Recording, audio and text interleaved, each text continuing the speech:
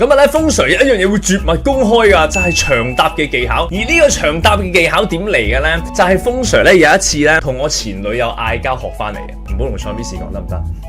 我前女友咧係一個好野蠻嘅人嚟嘅。咁有一日咧，佢突然之間 WhatsApp 我，突然之間同我打咗句說話：寶寶啊，我今天食藥的時候看見了一單新聞。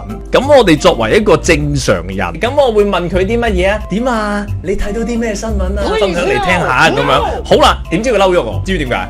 因為你唔係問佢點解你要食藥。係啊，佢話吓，你點解唔問我做咩食藥啊？你係咪唔愛我啦？我病咗你都唔關心我，於是佢嬲咗我。呢個就係風 Sir 領悟出嚟嘅道理。原來我哋睇一條題目係有兩個重點噶。第一個重點就係你要問佢為咩事食藥，關心下佢。第二個重點就係要問佢睇到單咩新聞啊？我哋望下呢條題目好唔好啊？佢話有啲乜嘢係可以用平凡卻是人類智慧的象徵嚟形容。第一個重點你要話到俾我聽係人類智慧嘅象徵，即係有科技。第二個重點喺邊啊？男仔學咗咧，以後唔會得罪女仔啦。睇下你係咪一個浪漫嘅人啊？平凡。係啦，你要講嘅嘢係平凡嘅，知唔知？必殺技第四式，前女友教會風老師的事，一題可以有多個重點啊。所以我哋嗰樣物品，第一佢有好高科技，第二要好平凡好常見。嗱，我俾個例子嚟啊，筷子啊，第一時間我哋搭筷子嘅時候，唔好講佢幾高技術先，你要講咗佢幾平凡先。每個人吃飯時也會用上筷子，跟住再講下，咁佢到底有啲乜嘢科學原理用咗啊？而筷子